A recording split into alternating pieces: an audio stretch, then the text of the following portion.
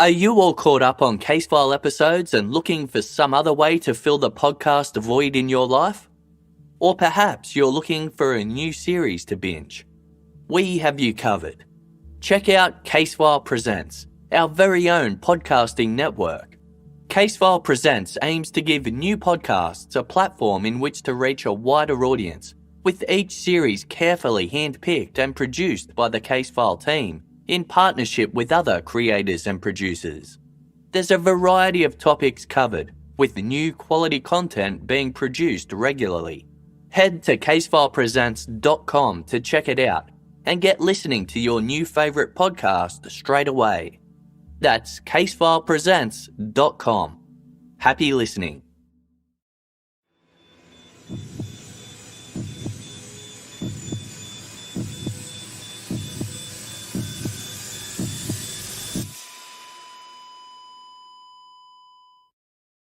Our episodes deal with serious and often distressing incidents. If you feel at any time you need support, please contact your local crisis centre. For suggested phone numbers for confidential support, please see the show notes for this episode on your app or on our website.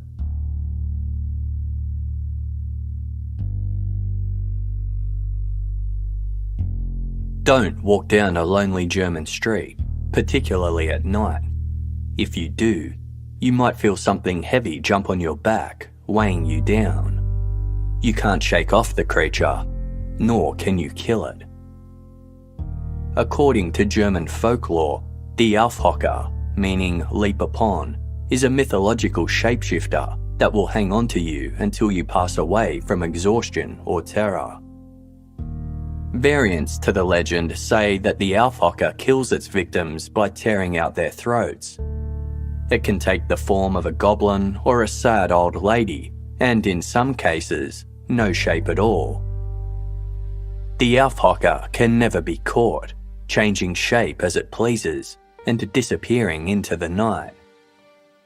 It is said that church bells, sunlight, prayer, and profuse swearing may help to ward off the evil creature. Another version of the Aufhocker lies in the legend of a beautiful young woman who preyed upon a border guard returning home after a long day at work. He spotted the woman and as he approached, was attacked from behind by a force that he could not see nor fight off. The guard struggled and screamed before the attack suddenly ceased. The beautiful woman disappeared, leaving the guard to wonder if he had even seen her at all. Although the legend of the Aufhocker was derived from roots buried deep in German mythology, a real-life shapeshifter struck throughout Europe in the early 90s. So pervasive was this woman, who became known as the woman without a face, that she travelled through multiple countries and murdered recklessly without ever being seen. She vanished every time, leaving few clues behind to mark her presence.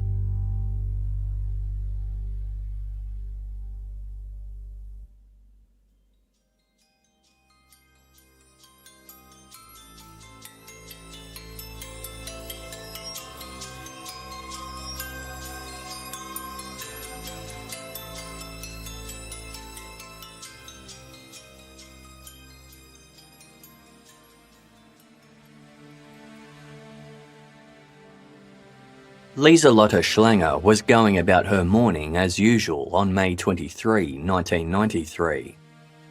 The 62-year-old retired church warden lived alone in the German town of Ida-Oberstein, 700 kilometres southwest of Berlin.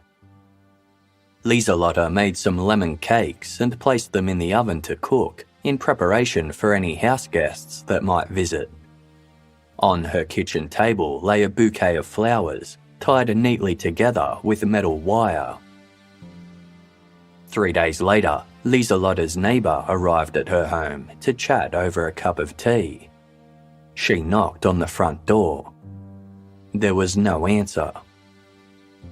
Finding a way inside, the neighbour came across Lieselotte's body on the floor. Flowers littered the kitchen table.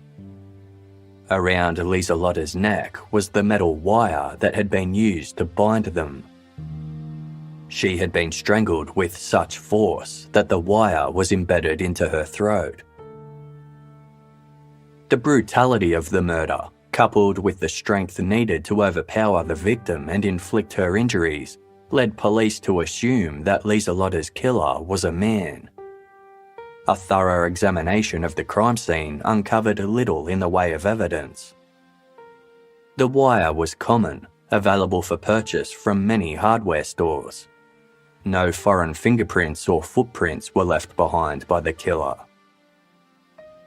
While left unharmed, Lieselotta's Yorkshire Terrier didn't make a peep around the time of the attack, which occurred on the morning she was found or the day prior. This led to speculation that Lieselotta knew her killer or otherwise welcomed them inside, unsuspecting of any danger. Several items were taken into evidence, including a brightly coloured floral teacup that was sitting out in Lieselotta's kitchen. A neighbour reported who they thought resembled a salesman leaving Lieselotta's house in the days before her body was found. He was carrying a pilot's case and had a bodybuilder-like figure. Detectives focused on this lead, but the man was never identified. 8 years passed, and Lieselotta Schlenger's murder remained unsolved.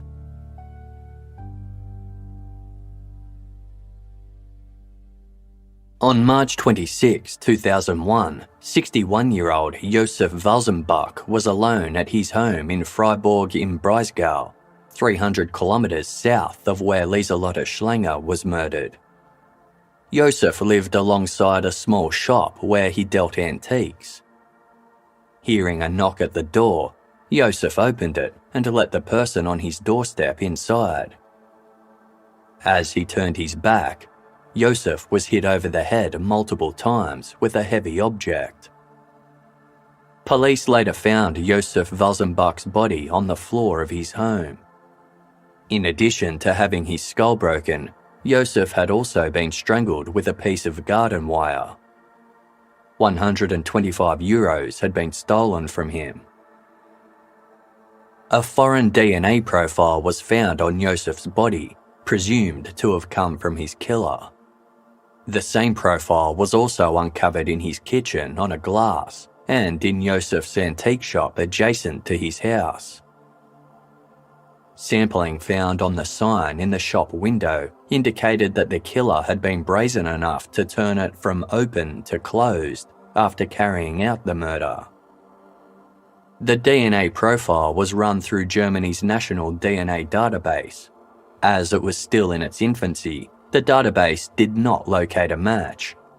However, the sample was uploaded in the hope of one day identifying Josef's killer. The sample itself was particularly intriguing. While it was suspected that Josef's killer was a male, the DNA proved otherwise. It had come from a woman of Eastern European ancestry.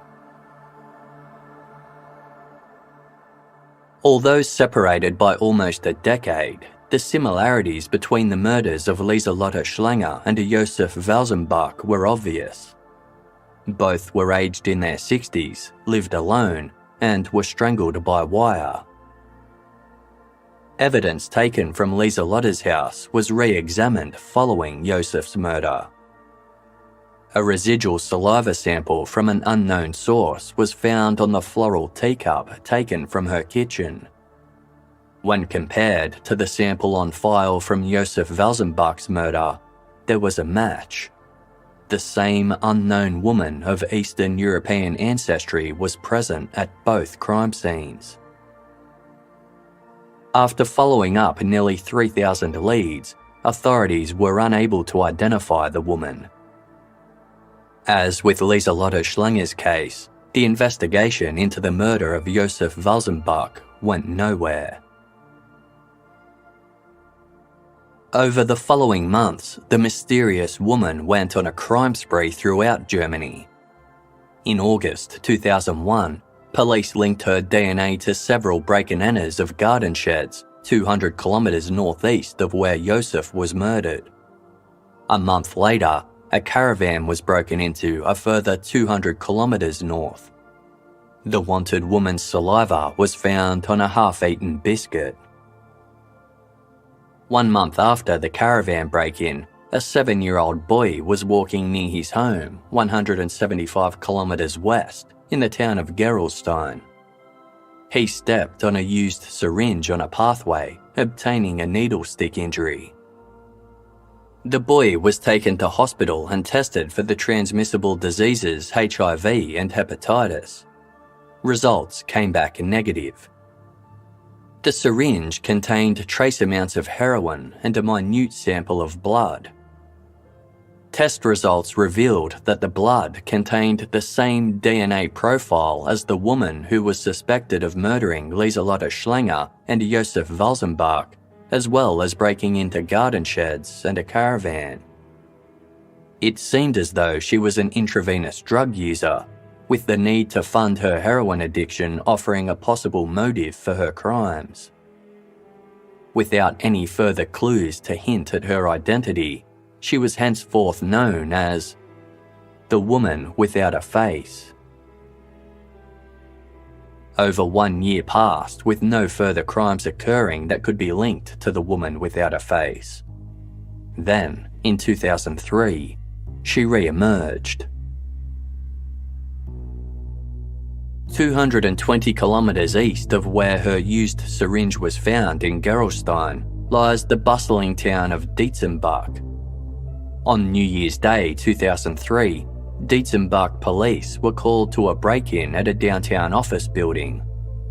Nothing much was stolen aside from some loose change.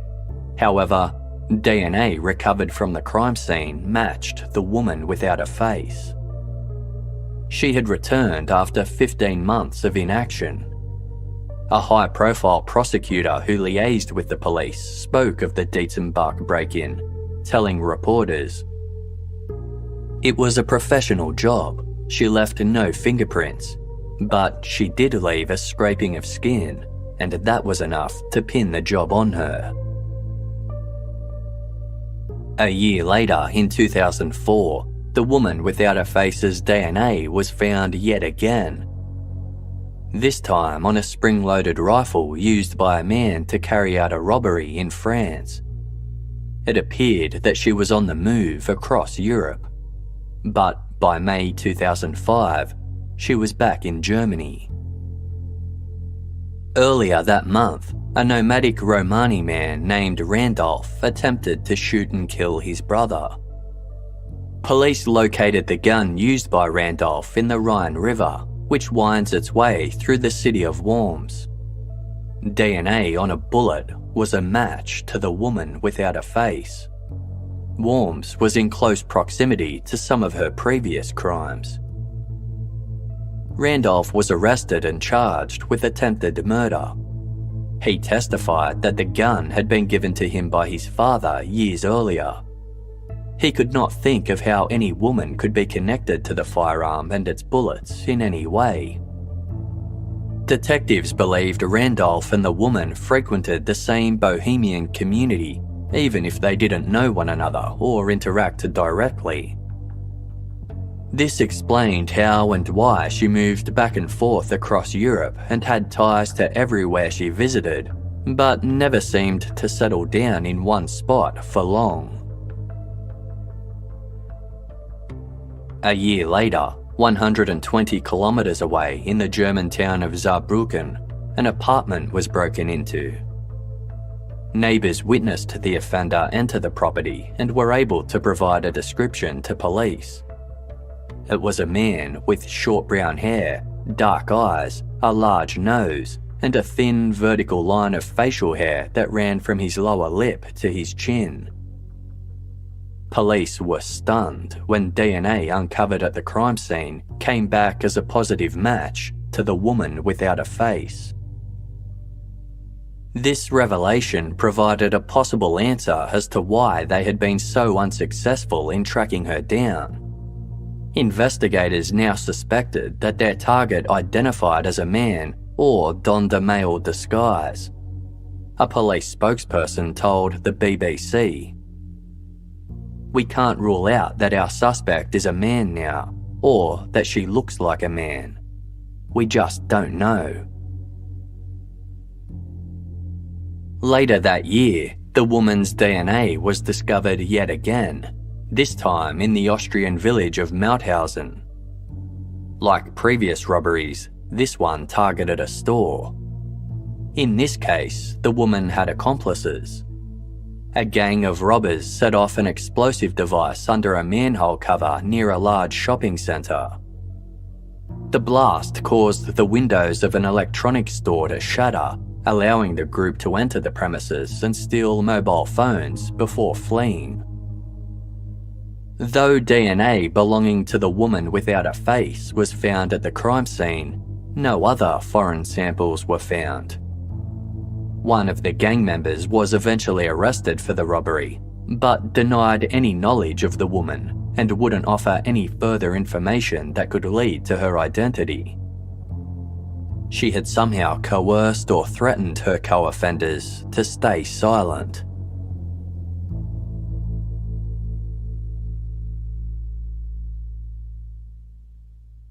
Michelle Kiesewetter grew up in the small German town of Oberweisbach, 350 kilometers southwest of Berlin. Upon finishing school, Michelle joined the police force. She started training at age 19 and, once completed, joined the anti-terror unit of the German Federal Police.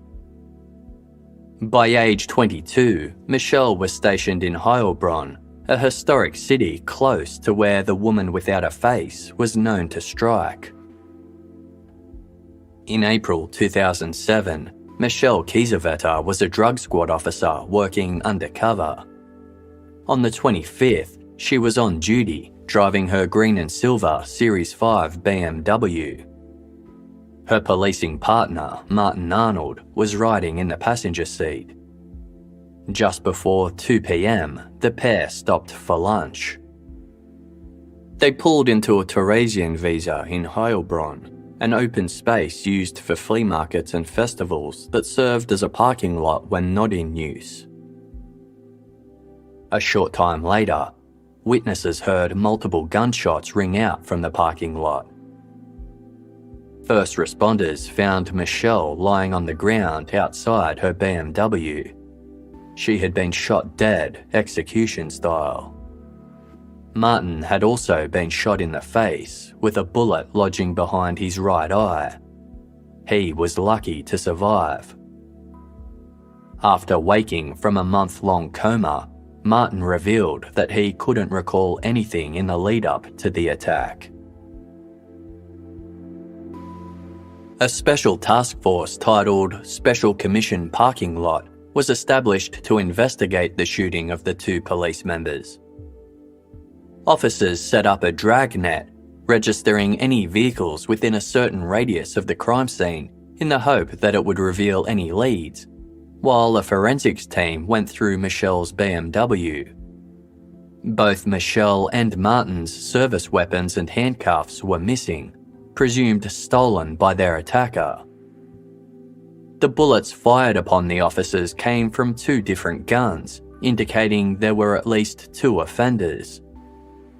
The trajectory of the discharged bullets revealed that the gunman had entered the BMW via the rear doors and shot the officers point blank from the back seat.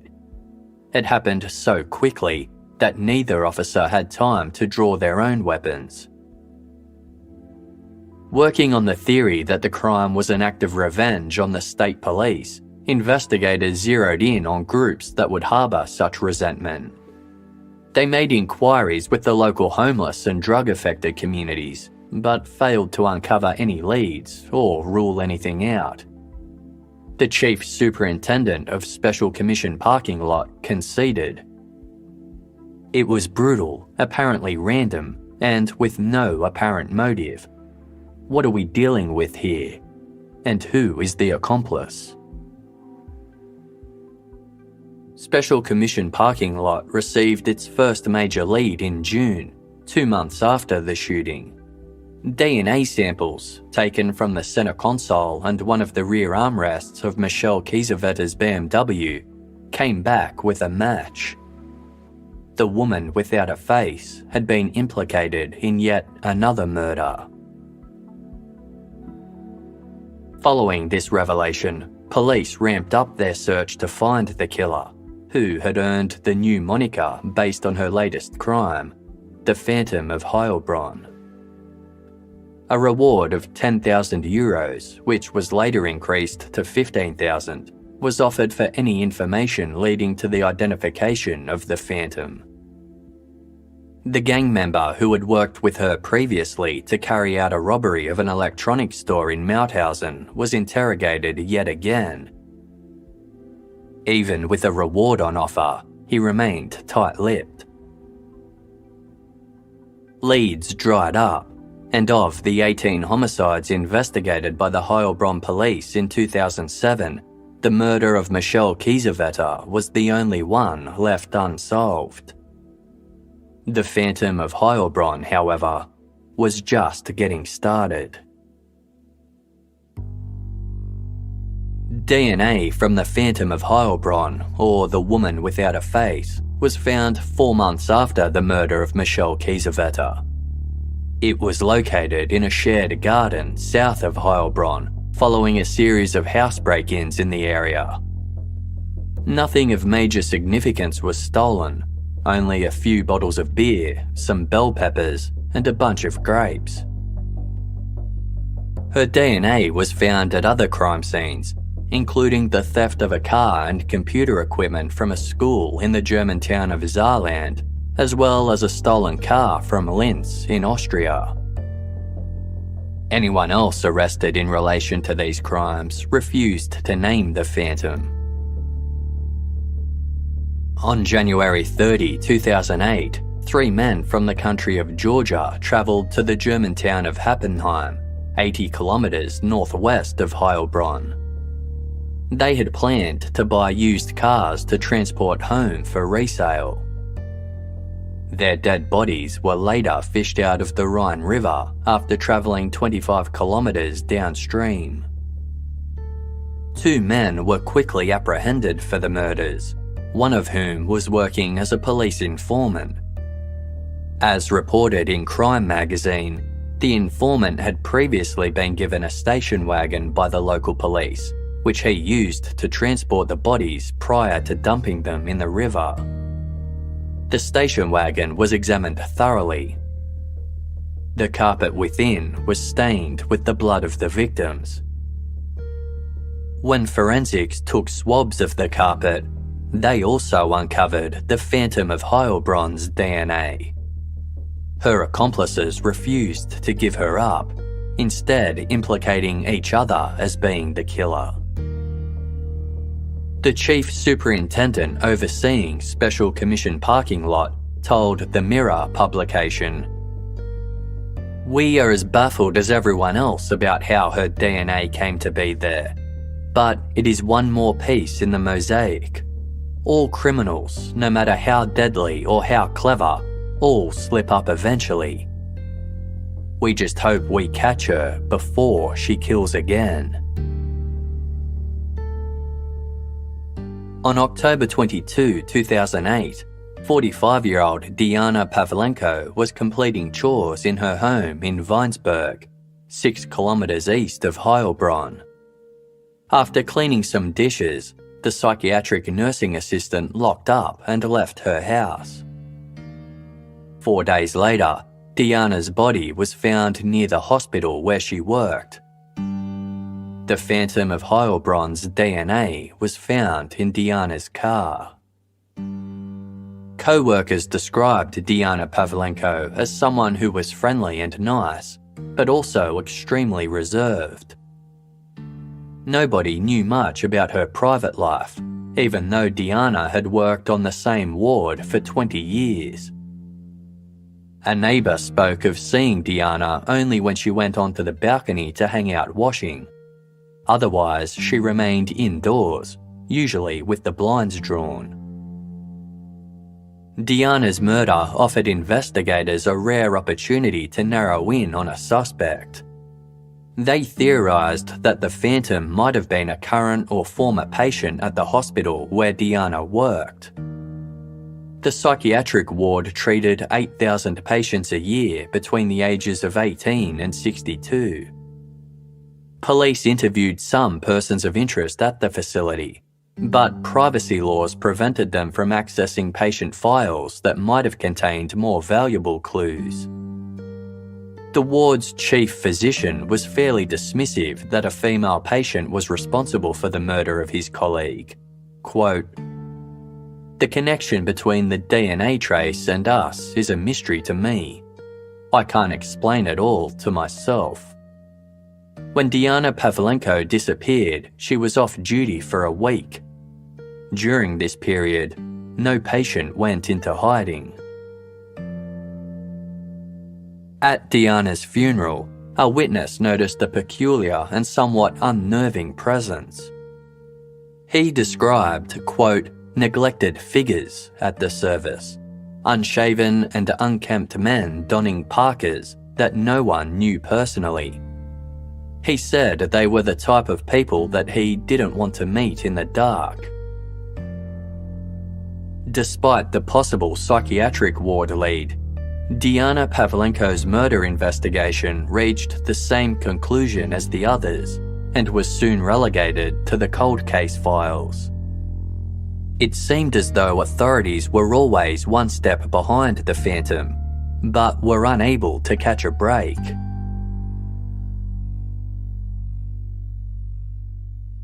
By the end of 2008, the Phantom of Heilbronn had been on the run for over 15 years. Her DNA was linked to nearly 40 major and minor crimes, ranging from small burglaries to murder, including that of police officer Michelle Kiesewetter.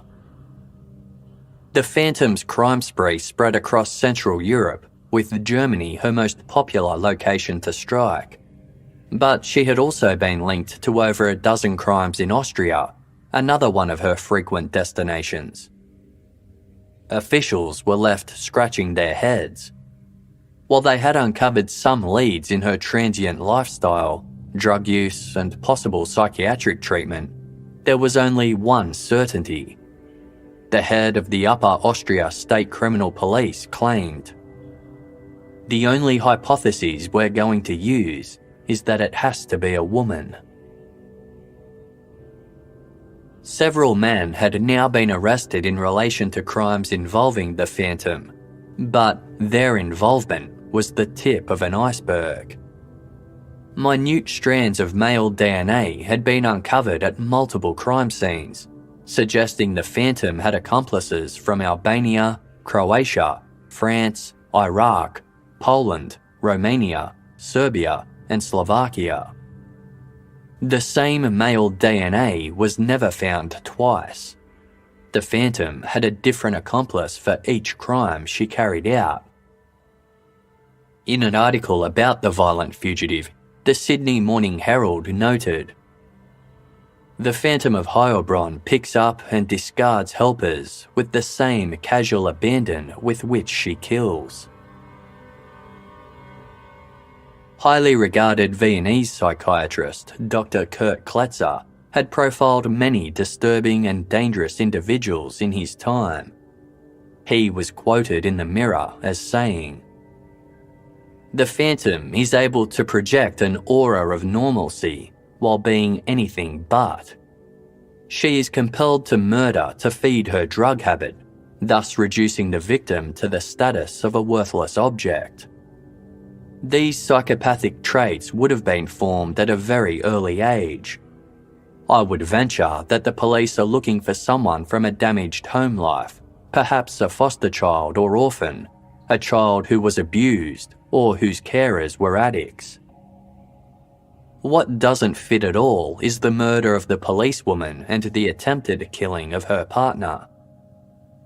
Unless they thought that they would have drugs, the act may be seen as the ultimate lashing out at authority." By early 2009, 800 suspect women had been DNA tested, but all were ruled out as being the phantom. The cost of the investigation had reached over €12 million. The reward for information leading to the identification of the elusive figure was now at €300,000. She had become, as the international media dubbed her, Germany's most wanted criminal.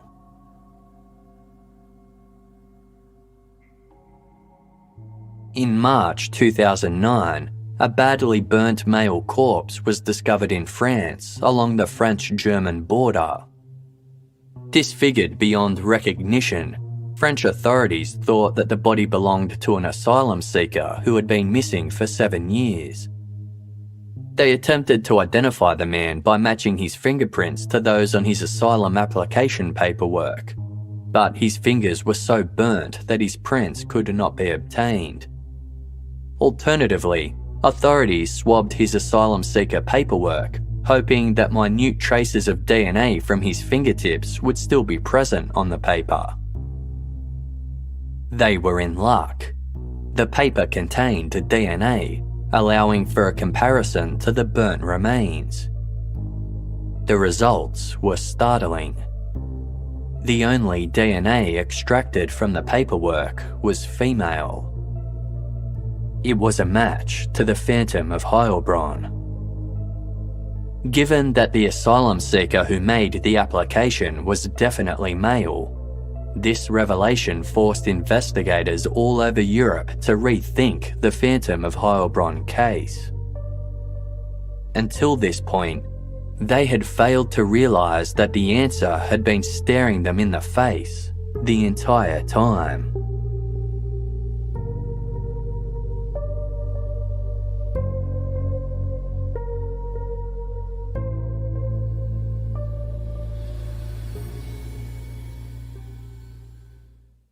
You don't need rules to lose weight, you need knowledge. Based in psychology, Noom teaches you how to eat so you can accomplish your personal health goals and stick with them long term. With Noom, you pick the health goals that are right for you, and Noom personalises a weight loss program to help your aspirations become reality. Casefile team member Jess has incorporated Noom into her daily way of life and loves it. Not only does she have her own personal coach to check in with whenever she needs advice, she also has a group of fellow Noom users on a similar journey to get healthier. The folks at Noom understand that everyone is busy, and that's why they give you small lessons that you can do in 10 minutes a day. And the app makes everything from logging food to searching for recipes quick and easy. There's a science to getting healthier. It's called Noom. Sign up for your trial today at Noom, noom.com/casefile. Ready to learn how to live healthier? Sign up for your trial today at Noom, noom.com/casefile. That's noom.com/casefile. Check out one of Article's newest outdoor looks, Seaside Retreat.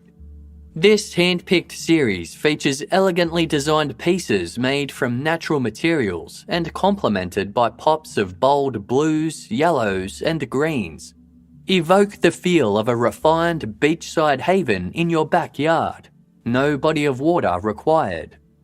Article is the easiest way to make your space look beautiful because they combine a boutique furniture store with the comfort and simplicity of shopping online. Article's team of designers focus on beautifully crafted pieces, quality materials, and durable construction. And by shopping with Article, you also save up to 30% over traditional retail prices. Casefile composer Andrew loves the throw and rugs he ordered from Article's website. The Scandinavian-style pieces add a sense of style to his existing furniture, and the quality of the items was second to none. Combined with Article's easy-to-navigate website and amazing customer care, Andrew will be going straight back to Article next time he needs any home furnishings. Article is offering listeners of Casefile $50 off your first purchase of $100 or more. Go to article.com/casefile and the discount will automatically be applied at checkout. That's article.com/casefile to get $50 off your first purchase of $100 or more. If you're a business owner who's hiring, you probably face a lot of challenges when it comes to finding the right person for your role. Sometimes it can feel like trying to find a needle in a haystack. Sure, you can post your job to some job board, but then all you can do is hope the right person comes along. Which is why you should try ZipRecruiter for free at ziprecruiter.com/casefile. When you post a job on ZipRecruiter, it gets sent out to over 100 top job sites with one click. Then, ZipRecruiter's matching technology finds people with the right skills and experience for your job and actively invites them to apply. In fact, ZipRecruiter is so effective that 4 out of 5 employers who post on ZipRecruiter get a quality candidate within the first day. So, while other companies overwhelm you with way too many options, ZipRecruiter finds you what you're looking for, the needle in the haystack. And right now, you can try ZipRecruiter for free at this web address, ziprecruiter.com/casefile. Once again, remember to go to this unique place, ziprecruiter.com/casefile. ZipRecruiter, the smartest way to hire. Casefile team member Jess is always looking for new games to play on her phone when she has some free time. A little while back, she came across Best Fiends, and she's been playing it ever since. Why? Because it's a mobile puzzle game that always leaves her brain feeling refreshingly challenged. It requires something more than the same basic strategy round after round. Best Fiends is a match 3 puzzle game that's an endless source of fun, and it's different from other puzzle games. You know, like the ones where all you do is smash candy over and over. Additional challenges are added along the way. In fact, there's something new to play every day. And the adorable characters just keep coming. It's currently the Memorial Parade Challenge in-game, and Jess is hoping to get the Alien Brittle Fiend. Maybe you're a little like me and have some doubts about finding a puzzle game with more to offer. Give Best Fiends a go. Just don't blame us if you can't put it down. Download the 5-star rated puzzle game Best Fiends free today on the App Store or Google Play. That's friends without the R. Best Fiends.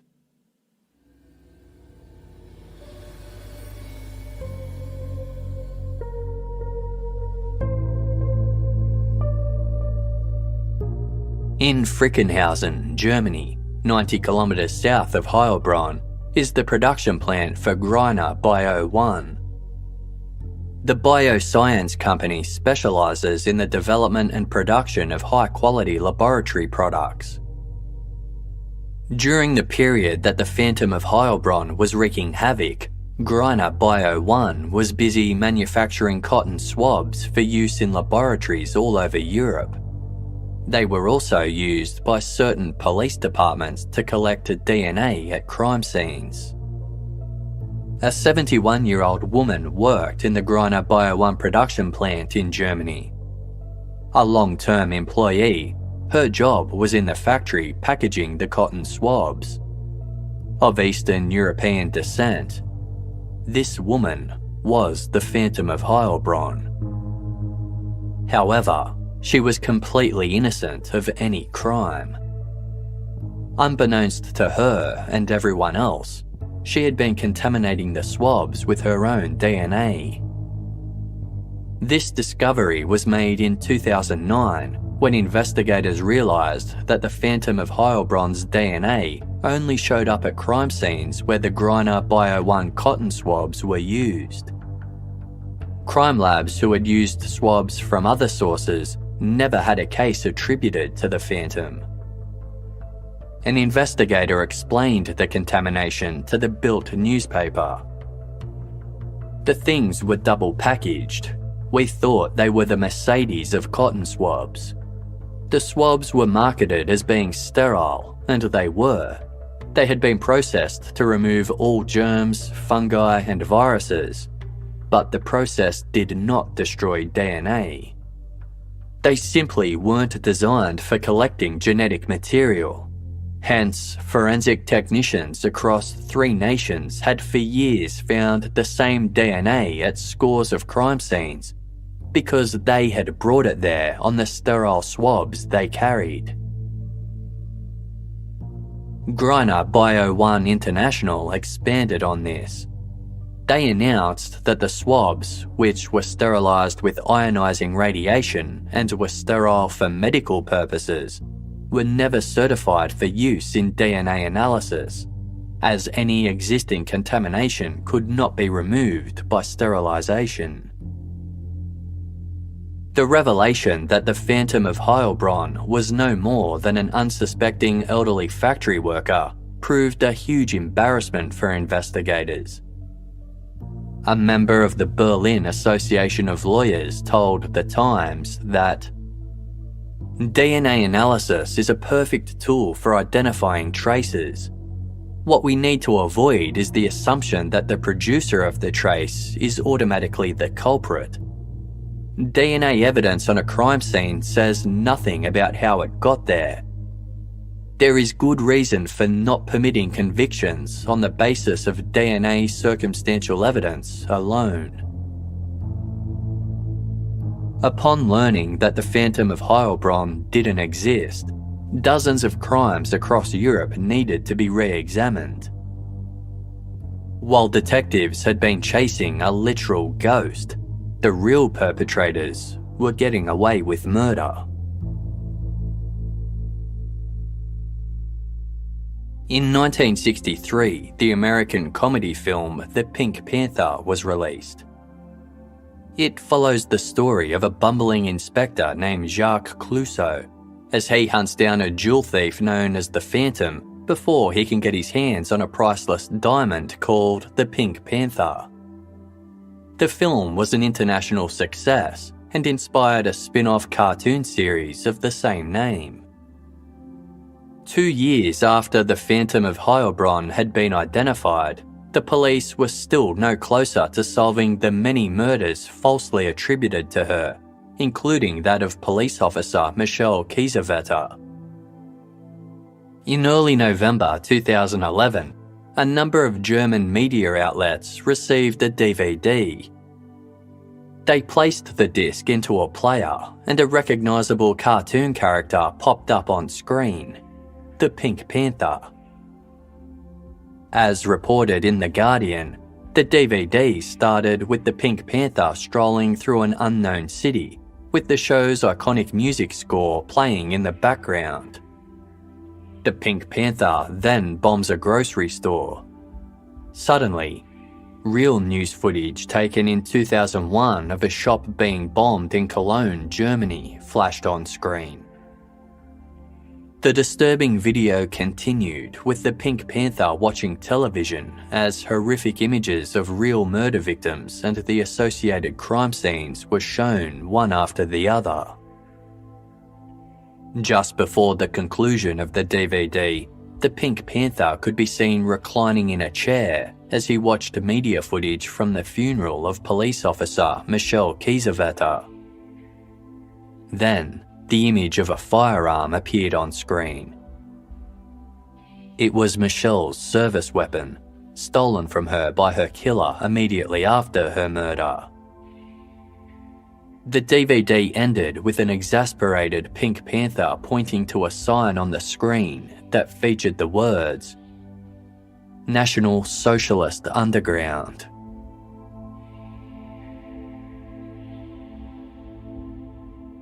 Uwe Bernhardt and Uwe Mundlos grew up in the city of Jena, 300 kilometres northeast of Heilbronn. As reported in The Guardian, Jena had long been a heartland for those with radical far-right views. The youth club where Bernhardt and Mundlos met as teenagers served as a location where young people could find others with extremist right-wing views. When Beate Schaeper became a member of the same club, she and Uwe Mundlos quickly fell in love. On her 19th birthday, Schaeper met Uwe Bernhardt and developed strong romantic feelings for him also, initiating a love triangle between the group.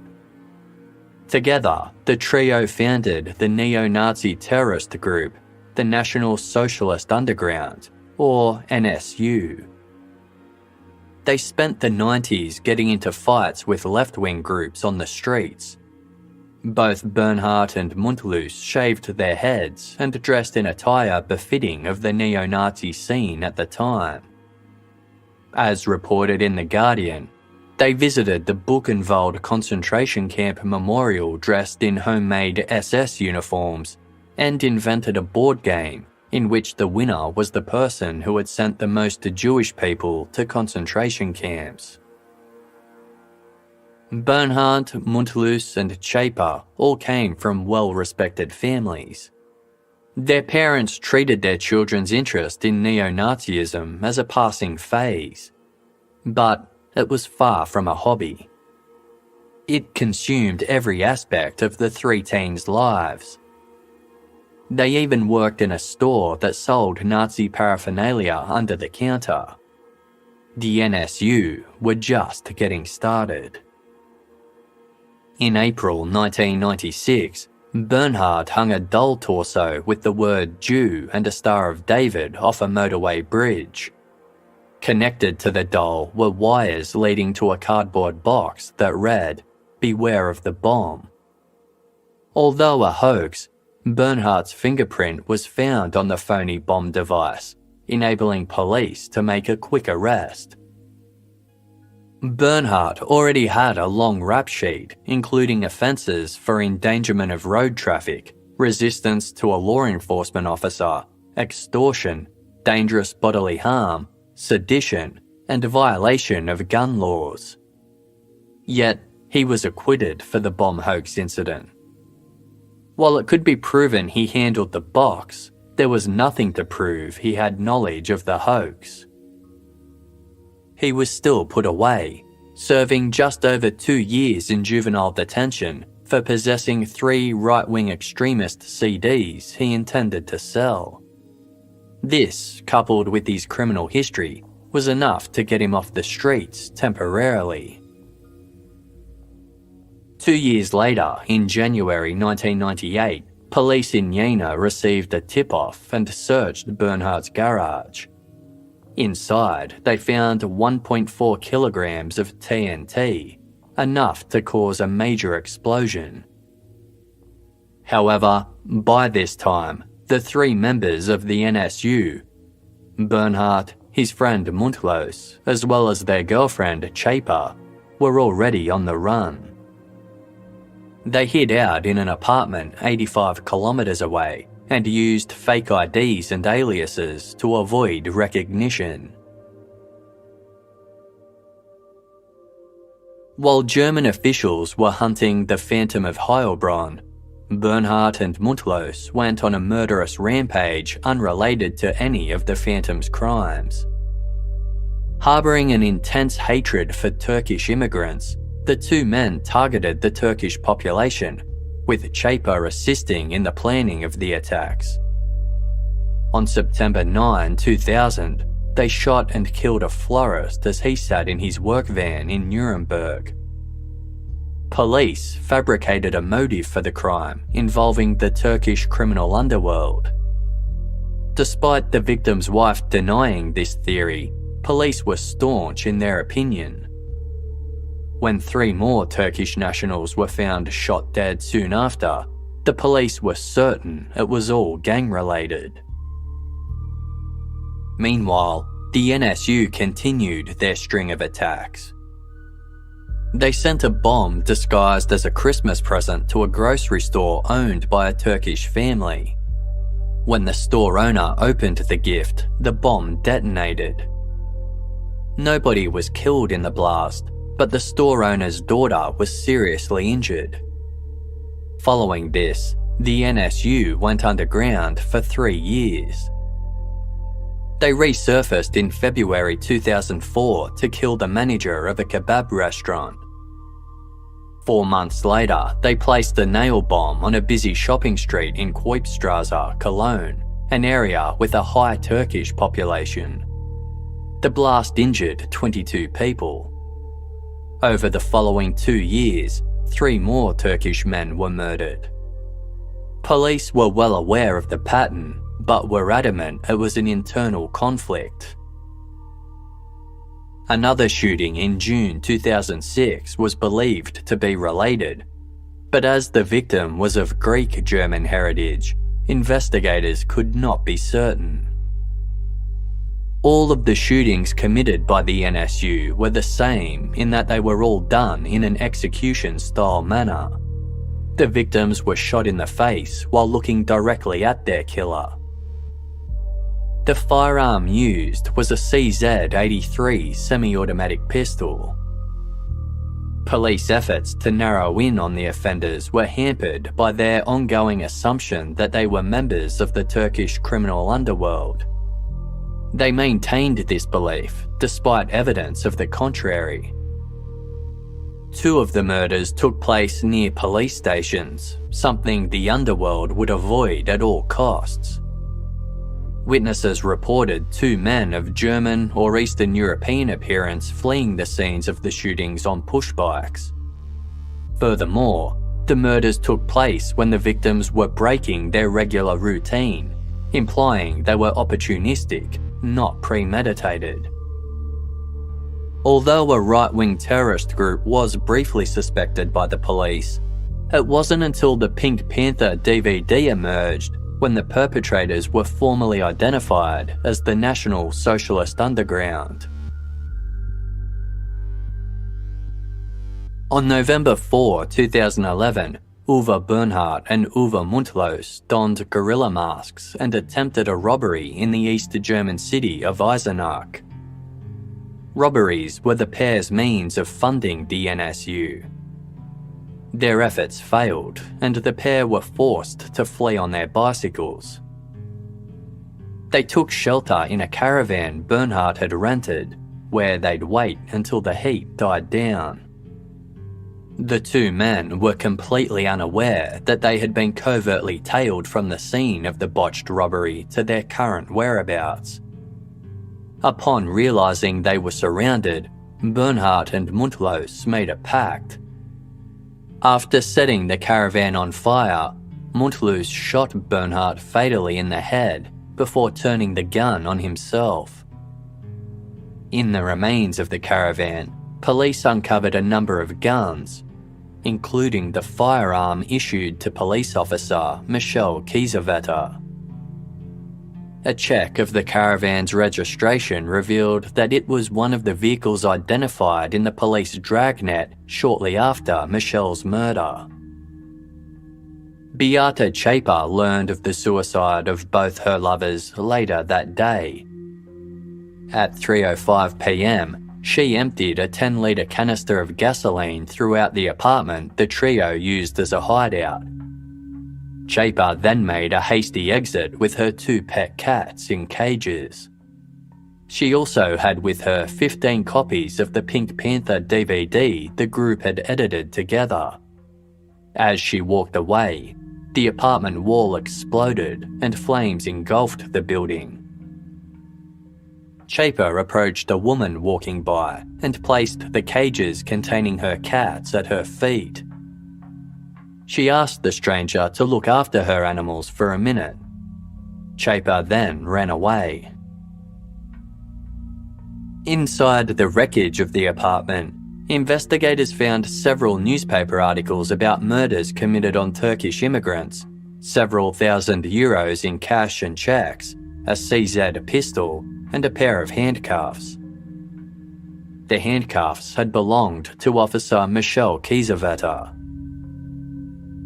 German authorities were confident that Uwe Bernhardt and Uwe Mundlos were responsible for Michel Kiesewetter's murder. Testing of the CZ pistol revealed it was the murder weapon used in the other 9 murders attributed to the NSU. Meanwhile, Beate Zschäper was on the run, traversing Germany via the railway system. Sometime during her travels, she posted the copies of the Pink Panther DVD to various media outlets. The DVD and the confessions from the NSU soon made national headlines. November 8, 2011 marked 4 days after the deaths of Uwe Bernhardt and Uwe Mundlos. Local police in Jena, where the NSU was founded, received a call. When a police officer answered, she was greeted on the line by a female voice. "Beate Zschäper here. I'm the one you're here for." The local police department was not aware that Beate Zschäper was wanted for the NSU crimes, and the officer terminated the call. However, Zschäper soon turned herself in to authorities. Beate Zschäper was charged with all the crimes attributed to the NSU. This included the shooting murders of the 9 Turkish men, the 2 bombings, the attempted murder of Officer Martin Arnold, and the murder of his policing partner, Officer Michel Kiesewetter. 4 men were also charged as accomplices and ordered to stand trial with Zschäper on the grounds of procuring weapons for the NSU and for being accessories to the bombings. Of the 4 men, only one, a former neo-Nazi, showed genuine remorse for his role in the murders. The failure of the German police to acknowledge that the spree killings of Turkish nationals could be anything but an internal conflict within the community's criminal underbelly prompted outrage from the public. German police were even accused of turning a blind eye to right-wing extremists. This level of ignorance enabled the NSU to function unabated for 13 years. In response to the criticism, the president of the Federal Intelligence Agency, as well as several other high-ranking security officials, resigned from their positions. The informal title of the investigation into the crimes, the Kebab murders, was also criticised for being deeply offensive to the Turkish community. Only 2 of the victims worked at kebab shops, and even so, the racial and comical undertones of the name were obvious. It did little to depict the seriousness of the crimes and the grief of those impacted, causing an overall dismissiveness of the growing threat by the mainstream media and those of other creeds. The trial against Beate Zschäper and her 4 accomplices began in 2013, overseen by a panel of judges only.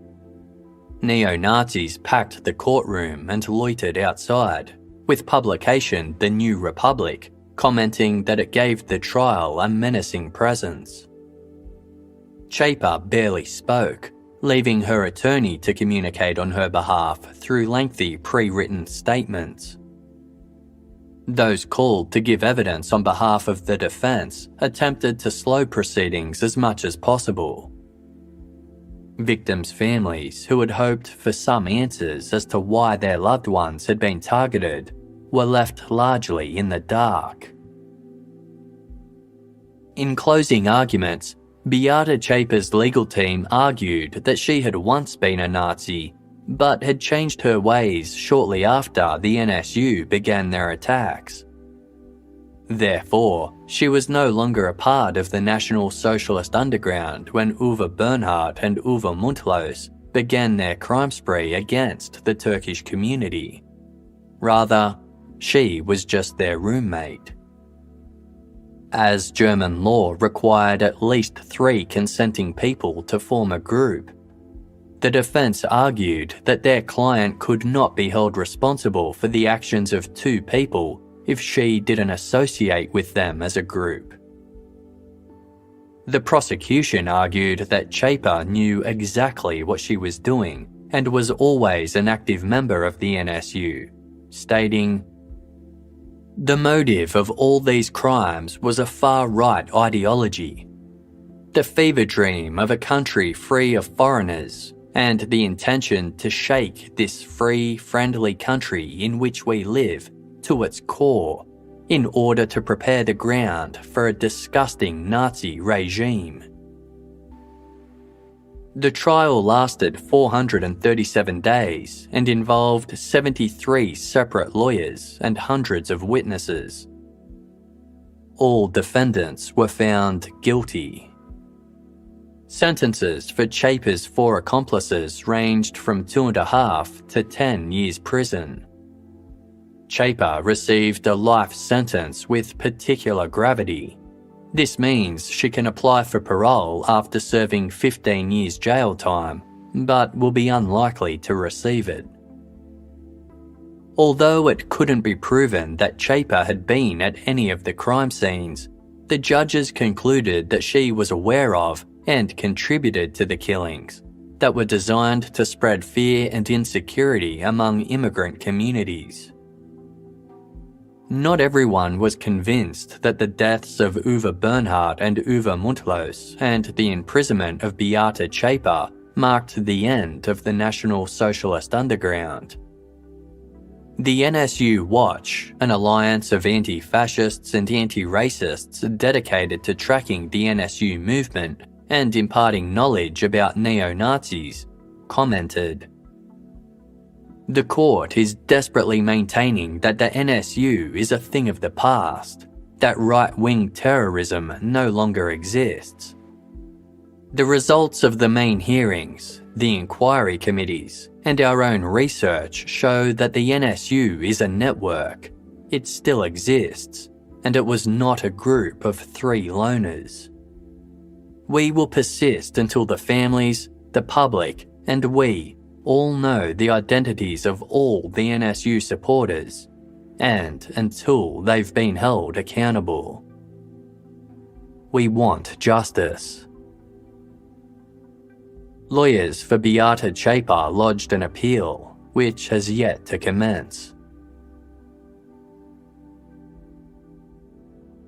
The reason why the NSU targeted police officers Michelle Kiesewetter and Martin Arnold remains a mystery. The notion that they were targeted for their service weapons or seized drugs, although readily accepted in the beginning, lost traction over time. One other theory has since emerged that helps shed a light on why the offenders stepped out of their typical racially motivated MO and targeted 2 police officers. Michelle Kiesewetter had a cousin named Anya who was also a police officer. As reported on the World Socialist website, in 2014, Anya told a parliamentary committee that her daughter, who was Michelle's cousin, might have had ties with a neo-Nazi group named Blood and Honor. Anya also admitted having links to the far-right scene in the past, including supporters of the NSU. She stated that her father, who was a police officer, and her husband, a security officer, also had ties to neo-Nazi groups. The inquiry concluded that perhaps Michelle Kiesewetter knew too much about the workings of the NSU. It was also established that at least 2 of the 10 authorities, including the lead investigator assigned to the Michelle Kiesewetter case, had once belonged to the white supremacist group, the Ku Klux Klan. This prompted speculation that the police were intentionally turning a blind eye to the attacks carried out by the NSU. In 2016, an international standard was finalised to minimise the risk of human DNA contamination in products used by authorities to collect forensic material. This came about largely due to the errors caused by the Phantom of Heilbronn case. Known as ISO 18385, The guidelines provide advice to manufacturers, police forces, and laboratories worldwide on steps that can be taken to avoid similar incidents from happening in the future. Many of the murders attributed to the Phantom remain unsolved. In July 2016, a man gathering mushrooms in the woodlands near Roda-Heilbronn, central Germany, found skeletal remains that had been partially uncovered by wild animals. They belonged to a 9-year-old girl named Peggy Knobloch, who went missing 15 years prior while walking home from school. DNA samples from a small piece of cloth found at the scene matched those of deceased National Socialist Underground member Uwe Bernhard. The finding shocked investigators. News publication DW reported that the finding might open a new chapter on the NSU's shocking murder spree. The discovery led to the implementation of a special police force tasked with going back through unsolved homicide cases involving children to see if any others could be attributed to Uwe Bernhard and the NSU.